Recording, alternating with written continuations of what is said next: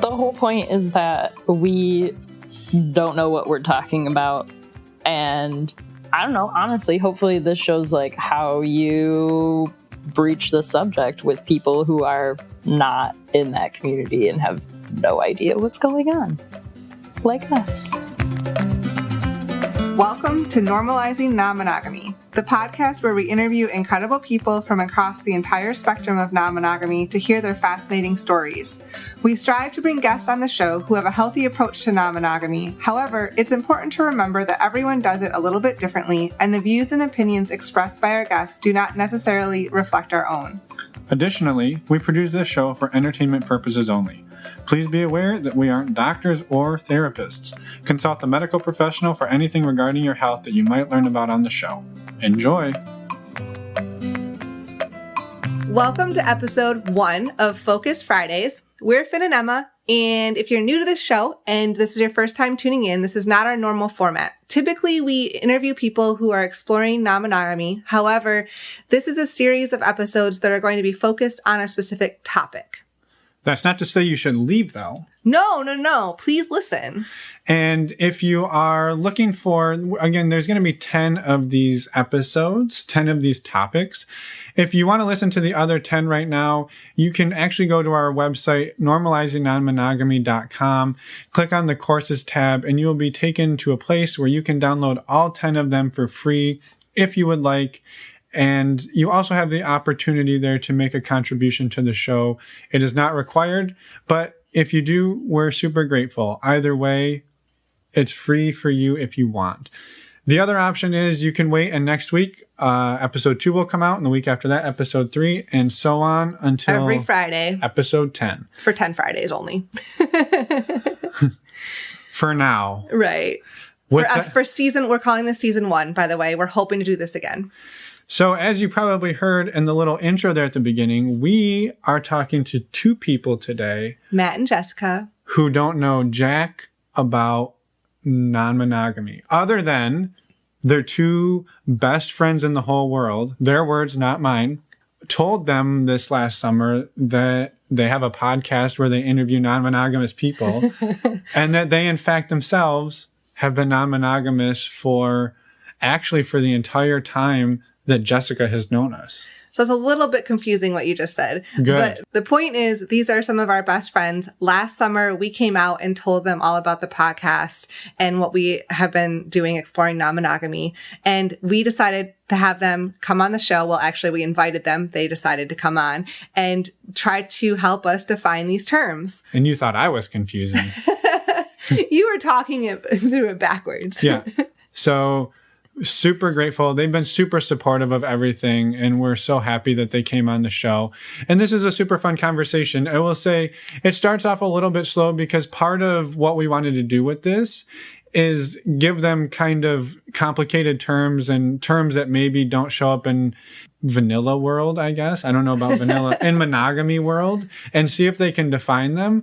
But the first handful of terms are sort of self-defining, but we have a good conversation about them nonetheless. So if you want to get to the funny stuff, you can skip ahead, but I think we have a good time. The whole thing is definitely worth listening to. Enough disclaimers, enough confusing you. One other really quick announcement. We'll do more of that later on. We have, as with all of these Focus Fridays, we will have show notes on our website for these episodes as normal. In the show notes, there will be some resources listed that we discussed throughout this episode, as well as a list of all of the terms that are defined in this discussion. So if you want a full list, the definitions won't be there, just the list of terms. Go to our website, normalizingnonmonogamy.com, and you can go to the courses tab, and under that will be Focus Fridays.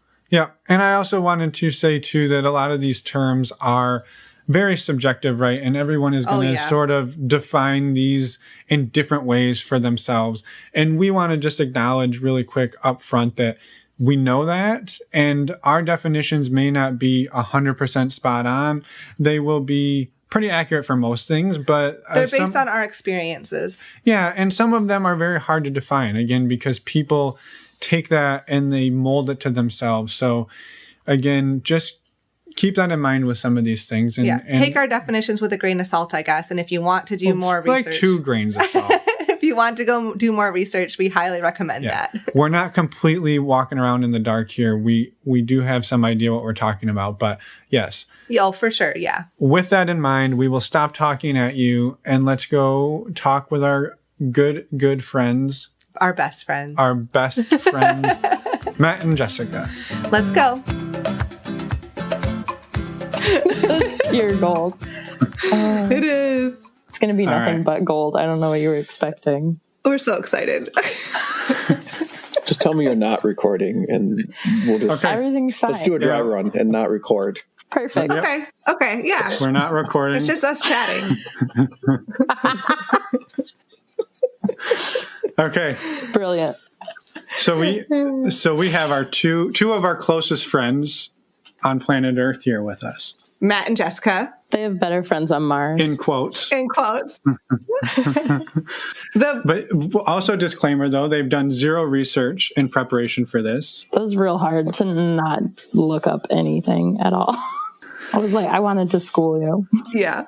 They do not have any background in non-monogamy either. This whole episode is supposed to be a walkthrough of terms and fun conversation about what some of the definitions are in non-monogamous relationships. And they do not have any background. So we're going to have a fun conversation and have them guess some of these fun terms. And it was supposed to be a drinking game where if they get a term right, we have to drink. Yeah. And if they get it wrong, we're supposed to drink. But we're all just drinking anyway. Yeah, pretty much. So Yeah. Okay. Any questions before we get going? I don't know if anything would help at this point. So, do you want to introduce yourselves at all for anybody out there who's curious who Matt and Jessica are? I don't know. How long have you been together? Well, I guess that's a good point. So we've only been married for 7 months now. Yep. But I'll say yes. Yeah. We've been together over 10 years. So Right. Yes. Yeah. We're both in our 30s. And Matt and I have known each other since kindergarten. Yep. Ish. And we've been a long time friends since then. And Jessica and I, we met before. I was like, I've known them for not quite as long as you. I think I met her before you. 2009, summer 2009. Yeah. Oh, yeah. Yep. Yeah. Mm-hmm. So we've known each other a while. Yeah. It's been a minute. It's been a minute. And here we are. And we recently told you guys about this whole thing. And maybe that's a whole different episode. I think that is. Okay. We won't go down that story. Oh, yeah. We'll tell that story another day. Which, although we are very good friends, it was a complete shock when you told us that. Yeah, sorry about that. No, I'm sure it was. I mean, a complete shock makes it sound. I guess you told us about the podcast as well, and that part of that was probably a shock, knowing that this has been a big part of this, your life right now. And I think that's what kind of made it a shock to me. Yeah. It was kind of a 1-2. Yeah. Right. Yeah. But, again, our apologies for that. No, we felt... You don't have to apologize. We appreciate knowing you. Well, here we are ready to educate you on the finer things in life. I want to caveat, too. That we are not experts, and this is based on our experience and also some basic internet research. The whole point is that we don't know what we're talking about. Right. And I don't know, honestly, hopefully this shows how you breach the subject with people who are not in that community and have no idea what's going on. Yeah. Perfect. Like us. Well, then maybe the first term, sort of self-explanatory, but nevertheless, ethical non-monogamy. What do you think? You can take this one. How many are you going to say that? I know. If you're leading off not wanting to take one that they're saying is a softball. Yeah, so basically you're not with a single partner is non-monogamy. Ethical just implies that it's consensual among everybody. You're communicating correctly the way that it should be, so that, I don't know, I feel like that's why it gets a bad rap, is because people will automatically assume that it's not ethical. Yeah. Yeah. It's more like cheating. I'll accept that. This definition was just at at its most basic is a relationship that involves more than two people. And the ethical piece, everyone's enthusiastically consenting and respectful and aware of what's going on. Enthusiastically consenting. Yeah. So this is sort of like the ultimate blanket term over everything, I would say. So not a whole lot of definition here. I can see us using some of these definitions in other definitions now as well. Yeah. Yeah. Perfect. Enthusiastically consent, yeah. Can you non-ethically consent, though? Under the influence of alcohol, or I would say under some type of... You can non-enthusiastically consent. Right, yeah. Non-enthusiastically, yes. like, I don't... Like under duress? Yep, Yeah. exactly. Is that what they say? Ooh. Yeah. Okay, so the second one, also kind of a blanket term, open relationship. Matt? An open relationship would mean that you're not exclusively committed to one person, I would say. And both people know that, I guess. Yeah, exactly. It's more of a generic term, and it's really how the two people or the people in the relationship want to define it. Yeah, it's sort of the generic term for the next two that are coming at us, which are, we'll give you two at a time, but the first one is swinging and the second one is polyamory or polyamorous. And so it's sort of a more generic term for those. If some people maybe don't define strongly as one or the other, they will say, well, maybe we're just in an open relationship. Yeah. Just open. Okay. So that open would almost seem like it'd be like an umbrella term over all of those different terms. Yep. Exactly. Or different relationships. The next one would be swinging, or it's sometimes called the swinging lifestyle, or sometimes it's called just a lifestyle, or some people like to shorten it to LS. Yeah. Oh, I would say that's an engine type if LS1. That's perfect. It's a perfect response. All right, next term. No, because I remember asking you about this, the fateful night where you told us all about your lives. And I was like, I don't know, like, are these different? Are these the same? As far as like polyamory versus like the lifestyle. Yeah. So wait, are we going to define this one? Yeah. Are you? I can. He already submitted an answer. It's an engine type. Oh, okay. That's LS. No, I mean that's where. Well, and I guess I'm not sure how this works either. I guess it doesn't have to be two couples, but it could be a couple or some group. I mean, yeah, wouldn't just be hooking up, so you'd have to have at least a group on one side, right? Well, no, I mean, I know you could have like a couple and then a single person too, and that would still be swinging. Yeah, sure. Okay. Yeah. And I don't know where it goes in the other direction. Yeah, so the idea here is that swinging is typically more around having multiple sexual partners and not really focusing so much on the romantic piece of the puzzle. And so I guess maybe the next one that we'll touch on here is progressive swinging. I kind of gave away, I didn't maybe give away that one. Does progressive imply that it's a newer way of thinking, or that it is you progress through swinging towards polyamory?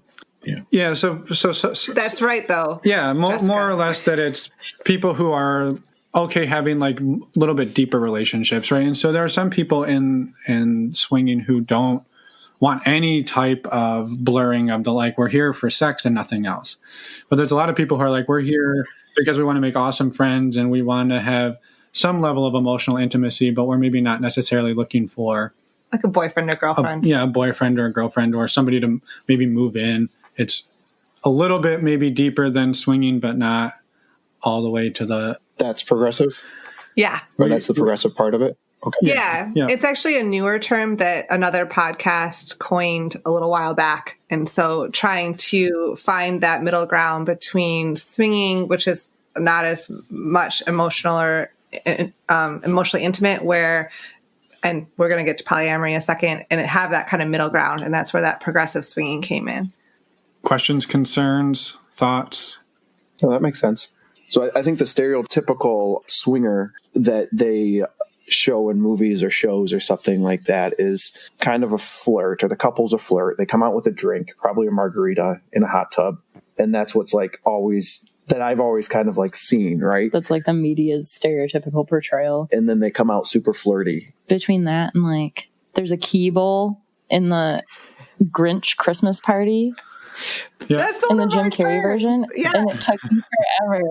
It took me I don't know what forever that to is. know. You put all your keys in a bowl and then Oh, you a just key pull bowl. out keys, Okay, and yes. that's who you're going home with. That was like And a then one it's word. like, I don't want to have a tone that makes it sound like, because I know I just sounded very judgy, but like that's portrayed in the media all the time as what swingers are too, and that's basically what like mainstream as far as like it's in a Jim Carrey Grinch movie. Mm-hmm. Like, I remember seeing that on that 70s show.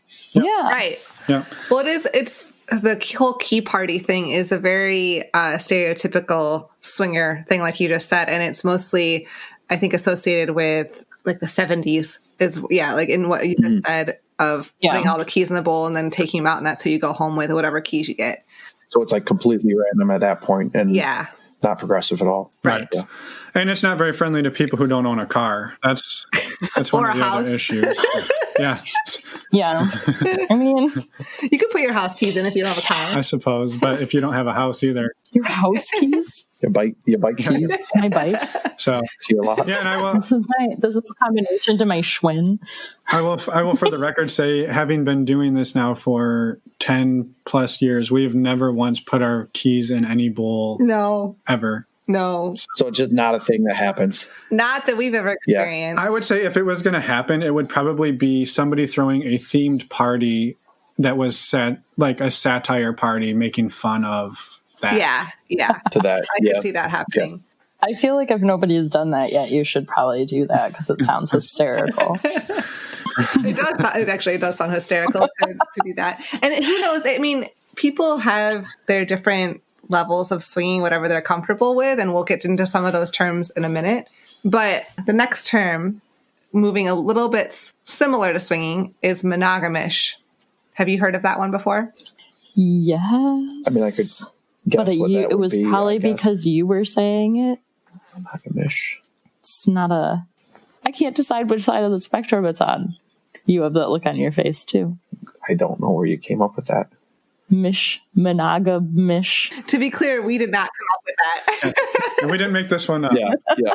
And- I mean, I assume that's where you have like one primary partner, but almost, I guess, an open relationship then at that point where you would be able to go out and, have multiple partners. Yeah, it's a It's a term coined by Dan Savage, who is a columnist and sex advice podcaster out in Seattle. And he said it's used to describe committed relationships that still allow some outside sexual experiences. So typically this would be like maybe you are pretty much monogamous all the time, but if you go on a work trip, it's okay. Or once in a while, like maybe twice a year, you go out and do something like together. It's sort of like maybe, and there's obviously no like right ratio, but like 90% of the time it's just the two of you. And then every once in a while, like there's some blurring of the line. So. Yeah. So it's kind of, it's not that different from swinging. It's just more like, in our opinion, the frequency, I guess, with it. Right. Yeah. Mm-hmm. All right. Polyamory. I could see how some of these overlap. Yes. And again, and that's what we were getting at earlier, which is a lot of it is how people define themselves is totally up to them. And it's going to get even more blurry here shortly. So yeah, polyamory. Great. Well, yeah, I'm finishing this drink, so things are getting more blurry. I know this one. This is where you actually have a romantic relationship or a love relationship with multiple people. Yes. I would agree. And I think the thing that points that out is the love part, isn't it?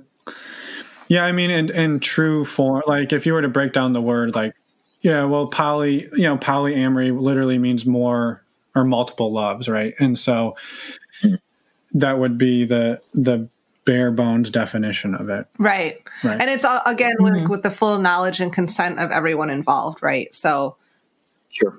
above board. Yeah. And kind of similar to polyamory, well, within polyamorous relationships, there can be dynamics that are triads and quads. And so, and more than that. But essentially just that's either like 3 or 4 people or more that are in a committed relationship. However, they may not be sexually or emotionally involved with all of the other members, but they're in some sort of agreement of the relationship agreement in a way. Oh, okay. Yeah. All right. Yeah. This is Getting a little harder. This is a tough one. Relationship anarchy. Can you use in a sentence? What's the origin of the word? The sentence is, do you know the definition of relationship anarchy? Would this be kind of the opposite of ethical monogamy, where possibly, I don't know. Ethical non-monogamy? Or ethical non-monogamy, yes. Thank you. Most monogamy is ethical. And then you would hope.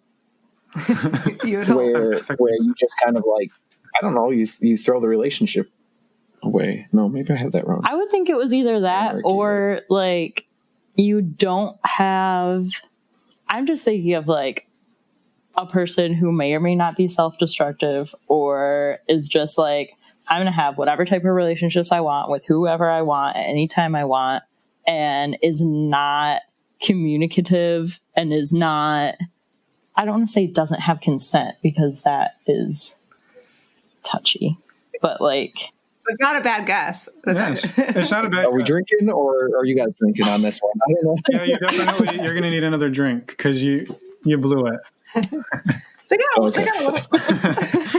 So this one is a little bit of it.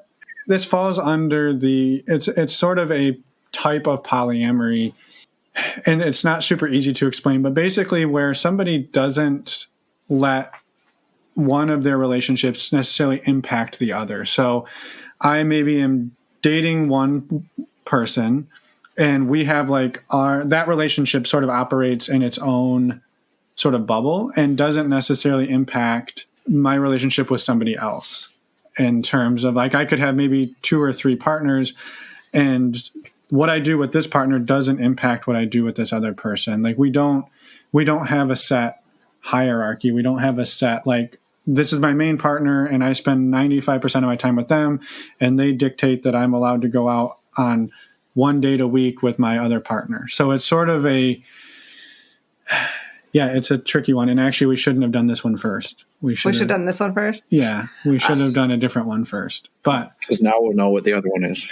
Well, no, because it's easier to describe this if you understand that there is hierarchical and non-hierarchical polyamory as well. Whereas, like Emma and I are primary partners, and one option would be that one of us has another partner, but we're still like each other's primary sort of, I guess, focus. Yeah. And so that would be a hierarchical relationship because it would be a primary here and then like other relationships would be secondary. Okay.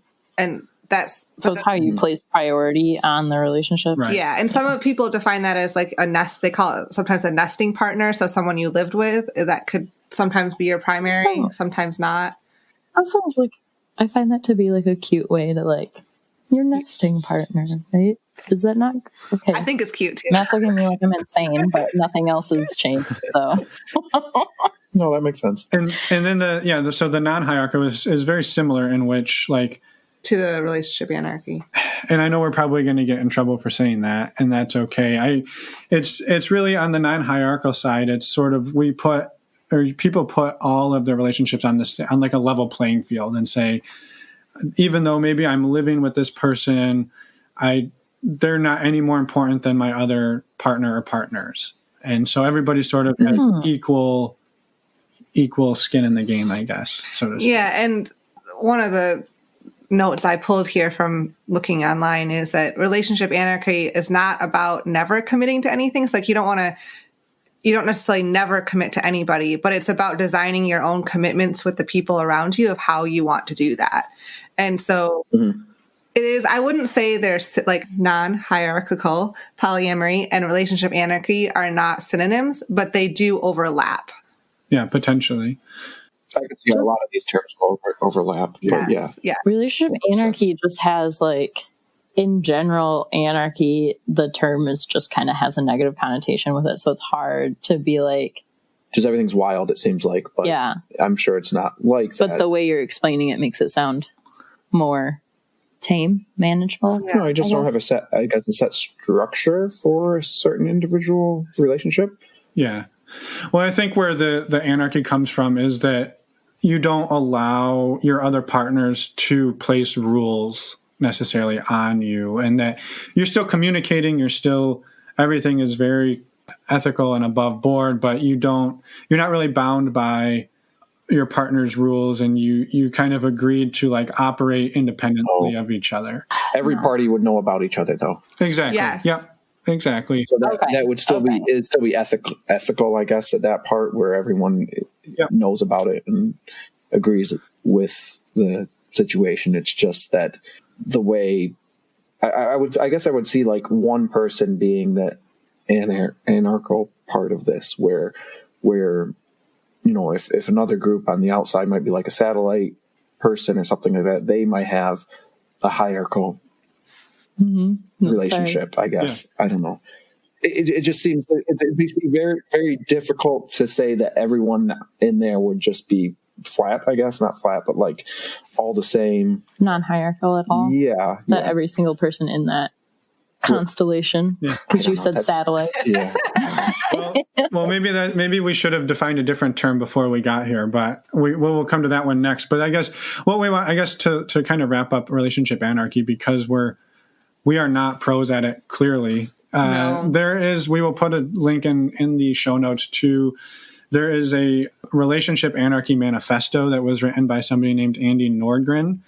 And we direct people to go read that and read about this a little more on your own. It was, again, we sort of have a pretty good understanding of it, describing it. And anytime we could talk to 5 different people and they would give us 5 different definitions of it. And so it's not an easy one. So we'll give you a pass. You don't have to drink as much as we said at the beginning. So real quick, you called it a satellite or orbit. Constellation. A constellation. So that should be a hint on what a polycule is. Say that one more time. A poly what? Polycule. Like a molecule, except it's poly. Yep, a polycule. So it's like everybody involved in a polyamorous relationship. Is it polyamorous then, or is it? Yep. But would this be like a group where there's multiple relationships within that group, but you could actually define that group as well? So I feel like it's like those, do you remember when Facebook did that thing and it was like, how do your friends all know each other? And it's like this big circle of all of your friends. And then it has all the different lines between like who knows who and who's involved. Yep. So I'm imagining it's like, and that's why it's a constellation. Yeah. Sure. Yeah. And it's pretty much right on. And but it's not necessarily that everybody in the polycule is in a relationship with each other. That's sort of the key piece. So it's just the people in your relationship and then their relationships spreading off of that. Exactly. So if Finn and I are we are in a relationship, if I was dating someone else who was in another relationship and he was dating someone else in another relationship, like there would be 6 people there that were in a polycule of some sort, but they may not be associated with each other, if that makes sense. Like we would be the connecting piece there potentially. Most of the time it's like a linear thing. Yes, but not always. Well, not most of the time, but the way you just explained it would have been that. Yeah. All right. It says also used to describe a sketch or visualization of a romantic network, as these drawings often resemble the depiction of molecules used in organic chemistry. Cute. Wow. Polycule. All right. So the next one, trying to recover slightly from, still recovering from relationship anarchy. Solo poly. Yeah, that's where you have the one person and they are in multiple relationships. Yeah. Could be. It could be. I mean, that seems like it's pretty broad. Yeah. It is fairly broad. Well, but how? So is it wrong though? No, it's not. I'm going to try to do the broadest definition of all of these. So you don't have to drink? And then just be like, this is correct. Just not be wrong is my... So I will say this one is sort of self-contradicting, right? Like, how can you be solo and poly? Yeah, that's where I ran into the fact that it's a oxymoron. Yeah, the solo. Yeah. So the idea behind this is that it's a person who is in multiple relationships, whether it's with a couple or just another, like one person who's in 3 relationships. It could also be one person who's in one relationship. It could be. They could just not be in multiple relationships. That's how they define themselves.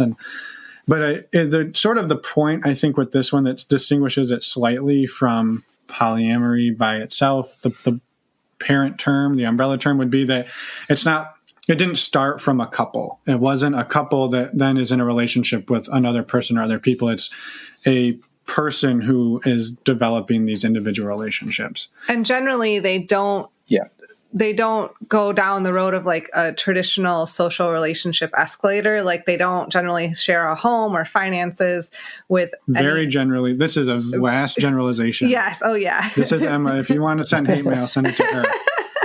I'm reading what I found online. But generally they can't lie on Send your hate mail to the internet. Yeah. Yep. Okay.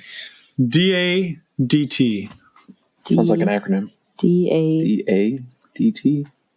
Yeah. It is an acronym. That's why I didn't say DAD. Okay, I'll drink. You got this. The 2 D's are the same word. Does that help? Dating. Well, what if we just guess what the D word is first? Is this a relationship term? Mm-hmm. Yeah. I do not know. All right, we'll give in. Have we defined any D words yet? Have we just dating? No. They'll know. Just help them out, Emma. Jesus. Autonomous. Don't ask, don't tell. Oh Jesus. Okay.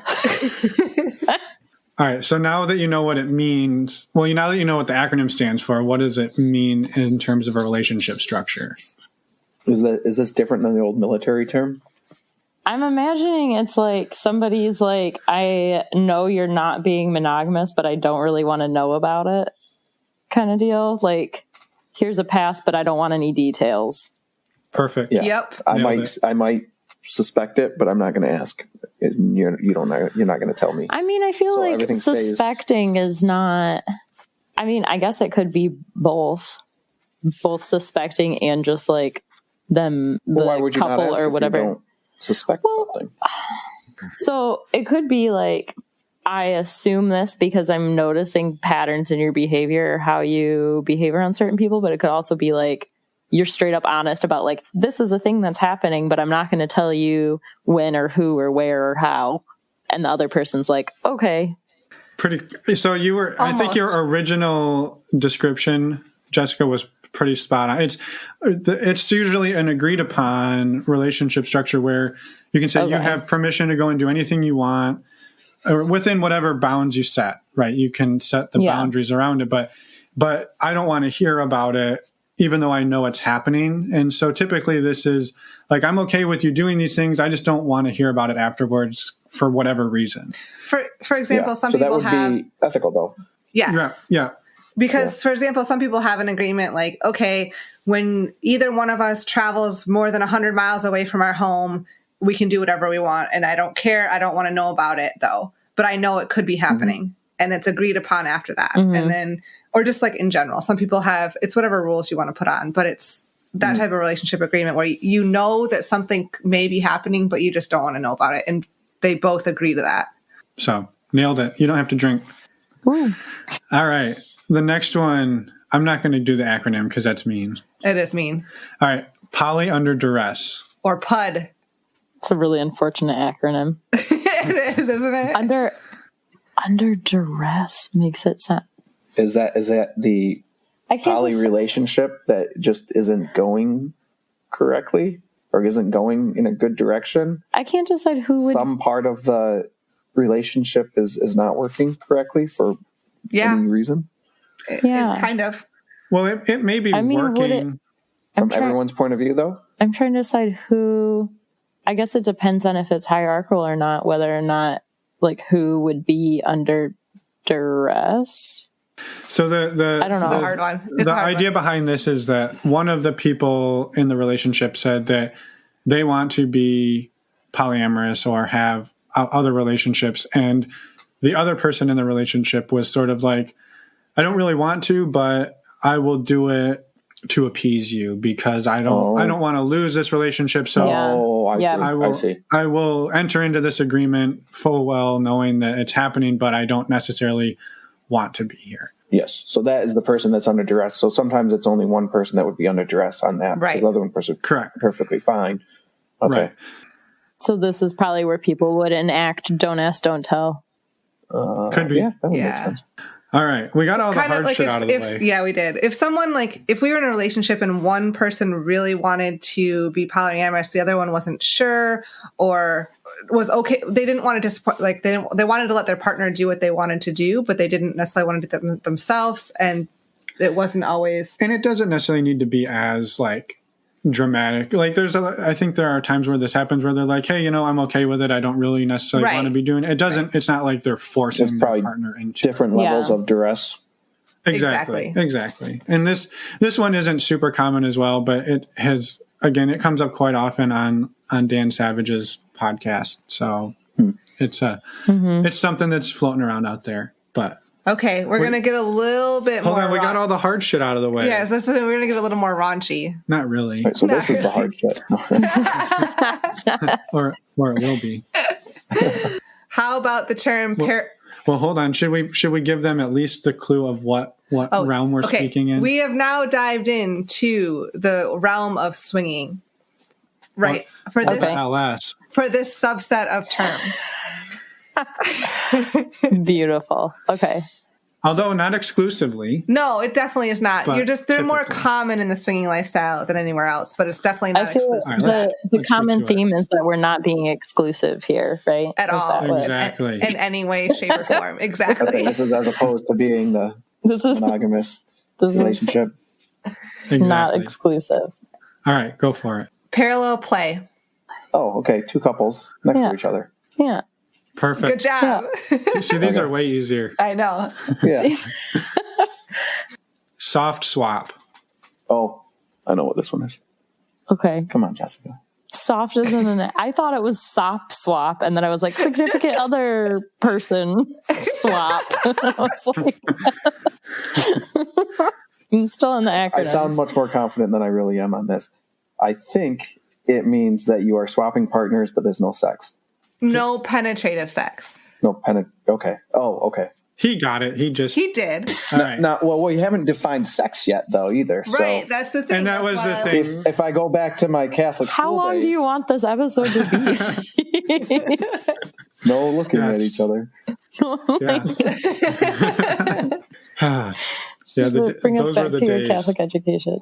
Yeah. So yeah, exactly. It is dependent upon how you define sex. And that's why Emma was being a stickler on it, was no penis and vagina. Yeah. There we go. So that is generally agreed upon that it's penetration, then is the soft part of that. Okay. Correct. Yeah. There's also the term hard swap or full swap. And really nobody says hard swap. No, most people say full swap. Hard swap sounds like something you would hear on the floor at Wall Street. Well, maybe. It's a hard swap. Yeah. So take a guess. Voice. Is this like an LS swap? I'm going back to the engine where you Stop. it. Yeah. You gotta take it out of one. You gotta take the Hemi out of one and put it in the other. You're saying, full swap is so it would just be swapping with penetrative sex then. Exactly. Yeah, if we're stepping up from the sop swap. So generally, when in our experience, I guess, when a couple enters a swinging lifestyle and they want to try to swap with people in some sort, they will often a lot of people will start with parallel play, with just being in the same room as somebody else. Then they'll advance to soft swap, and then they'll advance to full swap. But that's not always the case. That's just a general. Yeah. A lot of people do it that way. How way. you kind of ramp into it sometimes. Yeah. How it can be. Progression. And so then she kind of dropped one here, which again, they're fairly self-descriptive, but same room versus separate room, meaning that you could you would either do this while you're in the same room with somebody or in a separate room or separate hotel or. And that would apply to we do parallel all the time, parallel non-room. All the time, right? Yeah, a non-room? A parallel separate play. Like the rest of the world, right? With not the same, in every hotel we've ever been in. Exactly. So everybody is swingers, is what you're saying. I was like, what are you Did you get it? Where is this going? I thought there were truth bombs happening right now, and I didn't even know what they were. So I was I'm dead. Amazing. Okay, how about a unicorn? I mean, unicorn is used all over the place. I have no idea how it would be defined in this. Like the gold standard of something, I guess, that you'd never find, right? Yeah, no essentially. So the thing that people like the perfect situation. It's almost always used because it's a hypothetical woman who is willing to date both members of an existing couple or not, or one member, but it's or not even date. Have relationships. Basically, you're looking for that threesome with a single woman, and there's this theory out there that it's super hard to find that woman. Yeah, a threesome with a single woman is kind of like, so that woman is the unicorn. It's very difficult, to find. Yeah, and so a unicorn is a single woman in the. So it's always a single woman then. Yeah, I will say that we know other people who have no trouble finding them. So I think it's more of a myth than a reality. But we are not those people. That wasn't like a self brag. No, veiled in. We found lots of unicorns. So this gets into, I guess, the swing club atmosphere. And so there are clubs out there that are meant for swingers, I guess. And there's the term on-premise versus off-premise. Any ideas? So like where any relations would be happening, either at the club or at a residence or a hotel or wherever. So would these be at the on-premise? Would they be at a hotel saying that everything is in the venue, or is it like in the club? Yes. It depends. Both. Okay. Are the clubs like their own like building, like it's an existing place, or is it like a convention in that it like moves from like hotel to it depends. Yeah, Again.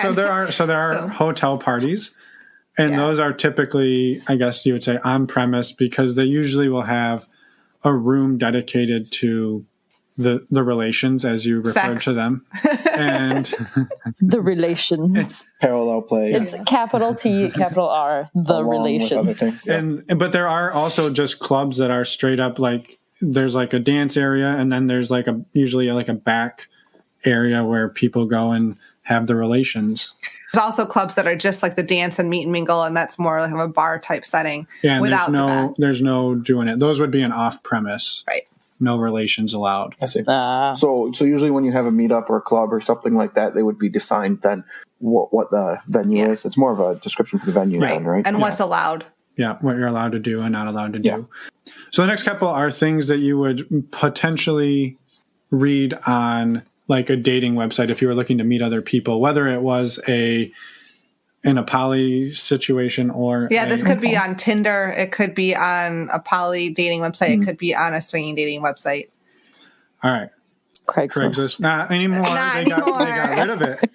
They got rid of not anymore. Yeah. I remember reading those. It was hilarious. Some of them were hilarious. We've actually talked to quite a few people who had a lot of success on Craigslist personals. So it was apparently people were pretty pissed off when they stopped doing it. I mean, yeah. All right. So the first one, DDF. It's an acronym. Matt, don't worry, isn't it? Two Ds. And then the letter F. DDF. TF. I know DTF. Yeah. I know, that makes me think of that. So I was like, great. And then I was like, hang on a second.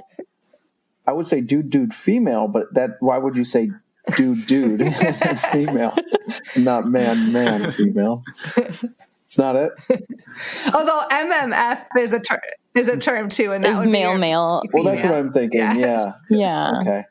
Yeah. So good. That wasn't my answer. Is the F a 4-letter word? Yeah. No, I don't know if you have to bleep me if I dropped a F bomb. We can swear. We're allowed to swear. We can swear as much as we want. I don't know. Yeah, it's not fun. But it's not fun. Okay. Are the 2 Ds the same word? No. Can we ask the audience? Okay. Yeah. Ask Emma. They've suffered long enough. Drug and disease free. Oh, okay. Oh. So go ahead. We have a quick disclaimer on this one. So you'll see this on a lot of profiles out there, but in our opinion, it is not the best way to put it out there because you are not being as inclusive, I think, as you should be. So it can be a little shamey. Right. Because if somebody had been diagnosed with something in the past or currently, like, then you want to invite that conversation is the whole point. So I guess while we're here giving a public service announcement, what we would encourage people to say is that something along the lines of, we know our status, we get tested regularly, and we have the conversation. Just something short like that, rather than this blank, like, kind of making people who may not have that, DDF on their profile to feel shitty about themselves. That's all. Yeah. So the next one is HWP. Don't overthink it. Harold with penis. Yeah, it's a very specific term for only people who named Harold. Yeah. Well, I didn't know if Harold was slang for something. I don't know. I made that up. Harold's the unicorn of the guy. Yeah. Of course. I think Matt just coined a new term. Yeah. A herald. It's no longer. So some people say manicorn instead of a unicorn, but I think calling them heralds from now on is heralds with penis. All right. This one's just height, weight, proportionate. Oh, okay. That also sounds like it could be very exclusion. And we're not encouraging it. We're just saying that that's something that's not encouraging necessarily. Height, weight, proportional. Like, okay. Yeah. All right. Congratulations, I guess, These on your probably good come genes. from like the old classified type. Yeah, exactly. Where they're like looking for, and they have everything. Yeah, abbreviated. Back in the ASL days, age, sex, location. Right. Yeah. Yeah. No, this one is one of those that it's just, we know it's out there and just wanted people to know what it meant. This next one, though, is not exclusionary, and we'll give you just a brief time to think about it. Yeah. Take a guess. It's an acronym, and people will say KIK. It's KIK. Yeah, you're not try to guess what it might mean. It was unfair. No one spells that out. Yeah. Everyone just says kick. Is it something about kinks? Nope. All right. For the sake of you made that a lot harder than it should be. It's just an app that people use for chatting. Oh, I've heard of that. It's like what's. I thought it was an acronym. I've heard of KIK. All right. Yeah. What is it? So what does KIK stand for? I have no idea what it stands then how do you... Does it actually stand for something? Oh, I don't know if it does. It's a messaging app. It's a messaging really, app. Finn? It's like, what's up? Really? All right, edit this one out. We're going to edit KIK out completely. Why? No, I think it's an important one to include. Okay. You just messed it up. Is that the go-to app for the lifestyle? Yeah. Yeah. It is. I think, and there may be some people listening who said they've switched because a little while ago they were basically going to shut it down, and then somebody revived it. And so the benefit of using KIK is because you don't tie it to your phone number. So you just like make an account. And so then when you can chat with people, they don't have your phone number. And that's why it keeps a little bit of privacy that way. All right. Fluid bonding. We've got a chemist in the room. That doesn't sound great. It doesn't sound great. Maybe that's getting drunk with a buddy. That's fluid bonding, right? They're getting drunk with a buddy. It's dude time. I will say, Matt, you and I have never fluid bonded. So when you cross the streams. Cross streams? Cross streams. Well, I say, you've been friends long enough that we used to pee in the same toilet. Correct. And we've still never fluid bonded. Okay. Then I don't know. Oh, well, then it's just swapping. I don't know. What are you swapping, though? Any type of fluid? So typically this would be having penetrative sex without condoms. Okay. With anybody really, I guess, any partner of any kind. Okay. Why don't we just call sex that all the time? It sounds so much cooler. Fluid bond. Yeah. Well, because you could still use condoms. But that's different than having sex with a condom then. Yes. Right. So I guess Okay. Oh, I guess it would be unprotected. Correct. Exactly. So, right. And so a lot of people will not super cool. Yeah. Well, and there are some people who, they are in long-term relationships with multiple people, and here we'll throw some more terminology out there, they have a closed polycule in that they know everybody in that group is not having sex with anybody outside of that group. Yeah. Yeah. And they've all gotten tested. They've all done their due diligence, and then they will start to eliminate condoms potentially. So that's sort of where it comes from. Okay. To be honest, we have never heard this term until today when I was researching this. So it's not very commonly used. A cupcake party. Are we frosting lots of things? That's a different term. Okay. I'm going to regret saying that. That it sounds like fun. It sounds delicious, I think. That sounds delicious. I think I'm going to regret saying that. Is it like a lot of cute people? So this is again not something we've ever heard, and it's definitely also very sexist. It's a very sexist definition, but I think it's hilarious nonetheless. A gathering usually involving only women and most often in a private residence in which a group of people gather to explore their sexuality, discuss sex, experiment with sex toys, and so on. The hostess of a cupcake party Which is my favorite part of that whole thing. The hostess of a cupcake party. often provides refreshments, hence the name.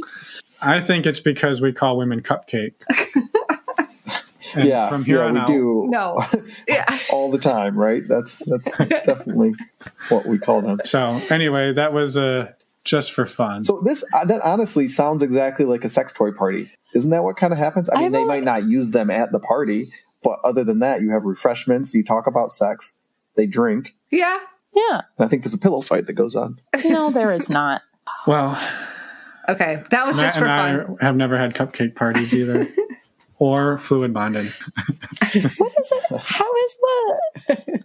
Is there not a term for like, is there like a protein bar party for like, if men are going to get together and talk about sex and sex toys and like have refreshments? Not that I've heard of, but I've also never heard of this one. Cupcake party. Where do you go and find these This terms? one was off of the Google internet. machine. Yeah. Okay. So I'm specific. pretty sure Urban Dictionary will have I did something not kind go of like- down the Urban Dictionary route, Yeah. so I was don't afraid do of that. doing That's that. probably not the most, yeah. All Okay. right. These next 4 terms are somewhat grouped together, but And they're kind of, to give you a hint, they're kind of relationship styles. yeah. So the first one is hot wife. Hot wife. And this is a relationship, not a person? It's both. It's a way that people. It's a dynamic. It's a dynamic within swinging, typically. It's when you would bring another male in, right? Bingo. Mostly correct. Yeah. Do you want to elaborate any, or is that's your final answer? Well, the other male would have activities with the female. I'm assuming. I don't know if the original. Well, you say wife, so husband Have activities. would be involved as well, or Yeah. what? So this one is usually the man and the woman in a relationship are. Let's just be very exclusionary and say husband and wife or boyfriend girlfriend, and the woman they're sort of at an equal platform, but they do bring in another male to have activities with the wife. Was the general gist of this one. So Okay. in that case, is the original male in that partner. relationship, is he participating in activities? Sometimes Depends. Yeah, I think that's up to him. In this case, it is really just up to the couple of how they want to handle that. Right. I mean, I guess it always is. It always is. So it's a 3-way then. Correct. Could be. It could be. Or it could just be He could just watch. He could just watch, or he could just not be there at all and just hear about it later. It's more about the woman or the wife sleeping around with other men. Having activities, right? With the full consent. Having I guess relations. with the full consent and encouragement of the guy. Yeah. Oh, I like that you included encouragement, because I feel like that kind of changes the game a little bit, right? Like, it's one thing to consent to it and to be like, yeah, you're hot, go get him. Like, that's a completely other thing, right? Yep. Interesting. Which Which sort of leads us into the next one. I like it. Which is cuckold. C-U-C? C-O-C? No idea how it's spelled. Cuckold. Oh, yeah. Okay. It's where the husband or boyfriend is not part of the sexual relationship at that point. Or not that there's another male in the relationship and I guess I don't know exactly how it would work, but like is he dominant over the other male or something like that? So close, yes. Sexually? Not sexually, but like with the woman in the relationship. Yeah. Right. So the husband would typically be submissive, typically to the wife, but and potentially the other guy. Sometimes to the other guy.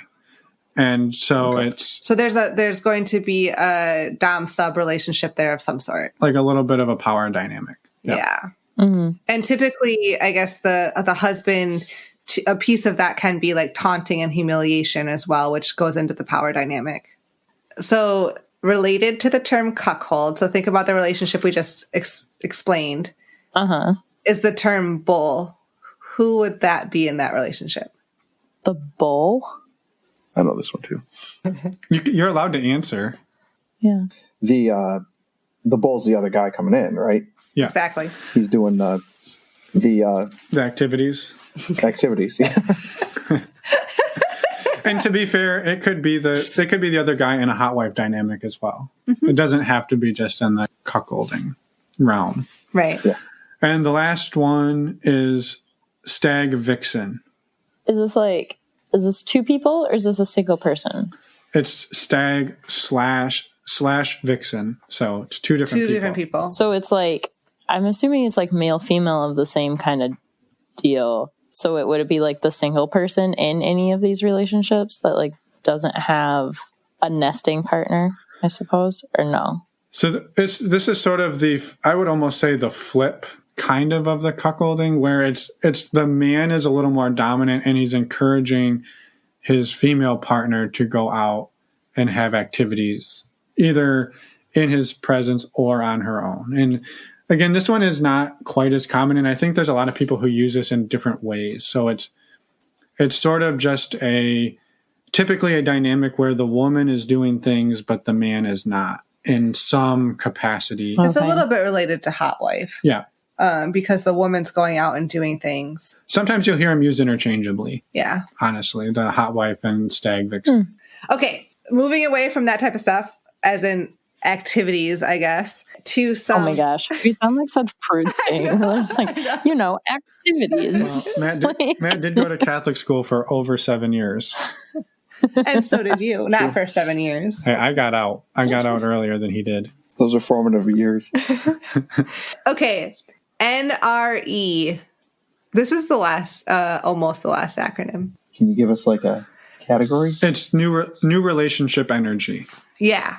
That's just the answer, Ken. That wasn't a category. Well, but what does it mean? New relationship energy? Yeah. Is it something would you put this in an ad or would you put this in is this just like a term? It's just a term. You're right. This is not an ad. This is moving away from relationship dynamics too. This is a separate term. Okay. So this would be like, it's a new relationship. So that's the energy that's brought in. That's the young love. That's the... I'm making out all the time. I don't know, yeah. There's butterflies in my stomach. I want to eat ice cream off your nose. Exactly. you nailed it. I don't mean that I don't mean that in a fetishy way. I mean it in like we're sharing a malt in the 50s cute way. Perfect. Yeah, no, that's it, right. And and oftentimes what will happen to put this in a little more context would be if, let's say, you're in a polyamorous relationship and your partner goes and finds this new other partner and they're going crazy over each other, right? There can be sometimes some tension created around the fact that you don't have this new relationship energy with your partner that you've been together with 10 years. And all of a sudden they have this with this new person. So that's typically where it comes up, and people will shorten it to NRE. Mm-hmm. How about metamor? Metamor, as in metamorphosis? Not quite. Metamor? not quite, no. Meta as in halvesies, right? Not quite. Is that what we're metaing? Or meta as in meta is within. Like one within the other, like Inception. Probably more the second. Yeah. Okay. And more is just M-O-R, not M-O-R-E. M-O-U-R, as in love. Oh, metamor. I don't know. I'm just saying it different and seeing if it sounds like it means something now. Doesn't help. I don't know. So in a polyamorous relationship, typically it's if Finn and I were in a relationship and I was in a relationship with another person, Finn and that other person would be metamors. It's your partner's partner. Your partner's partner. Aw. Okay. It's your partner, not in-law. Yeah. In love. Sure. Your partner in love. Okay, this one's just a fun And we're almost one. done for people who are like, when is this going to end? Yeah, we have two more. The I term was just thinking that. Yeah, Matt's one of those people. the term is polywog. It's like there's a pond somewhere in there. I don't know. Polywog sounds like something from.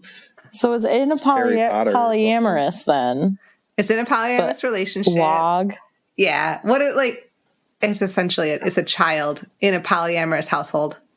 Oh, okay. That kind of makes sense. That's cute. Isn't it cute?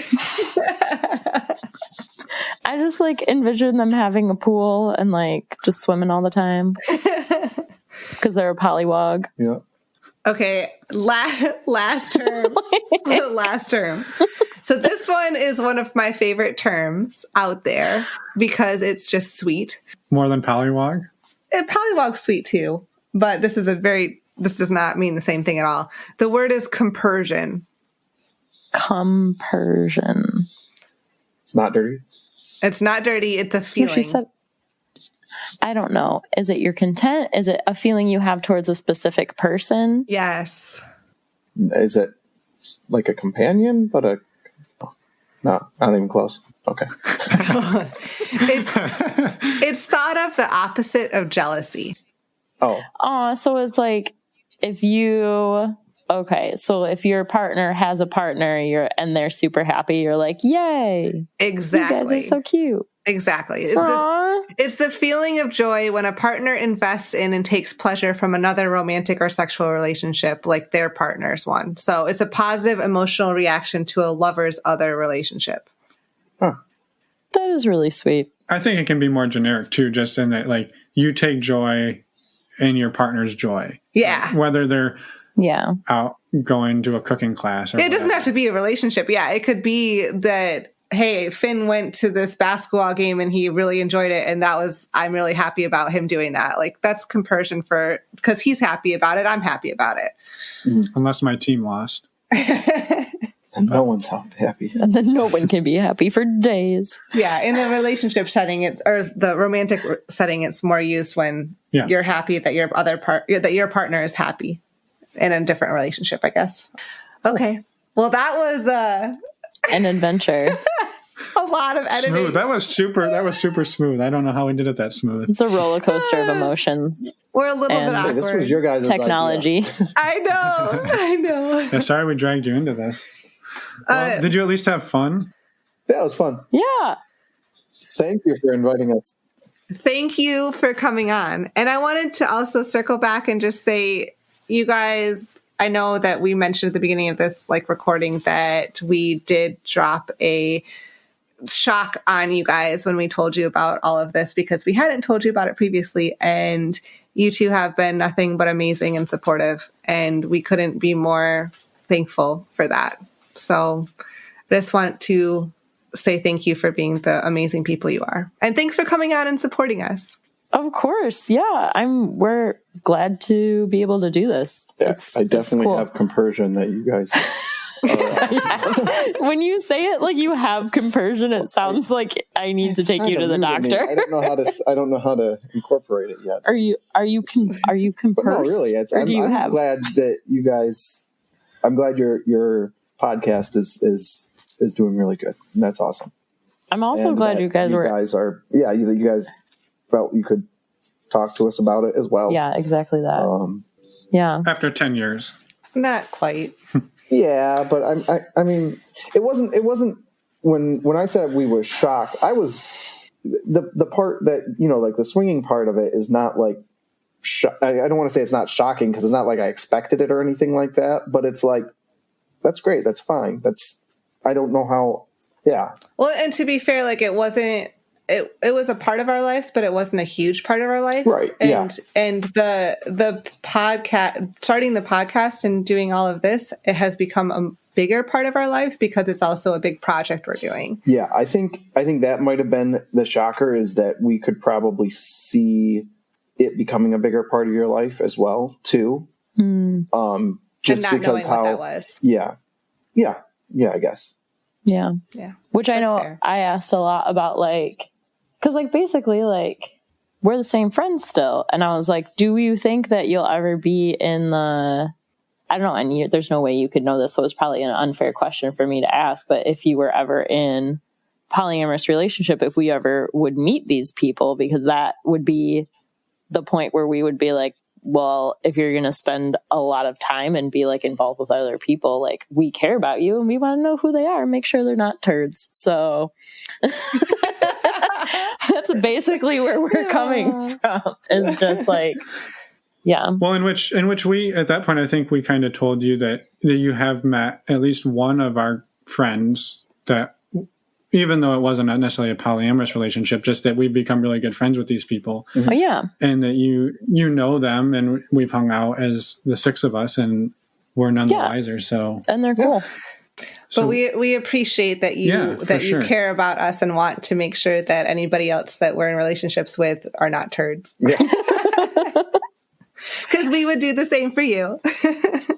But anyway, the bottom line is thank you. And thanks for coming on and doing this potentially somewhat awkward show with us. And I'm not awkward. It was fun. Well, Finn, you're always None awkward. of us. None of us are at all, ever. Awesome. So, okay. Well, maybe we'll do a follow-up one where we dissect how we told you. And how not to tell people. Or how to tell Maybe tell people how to tell better. people better. Yeah. Well, Like- I remember you trying to get me drunk. That was like tip number one. Don't get them drunk. I tried to get him drunk and fluid bond with him.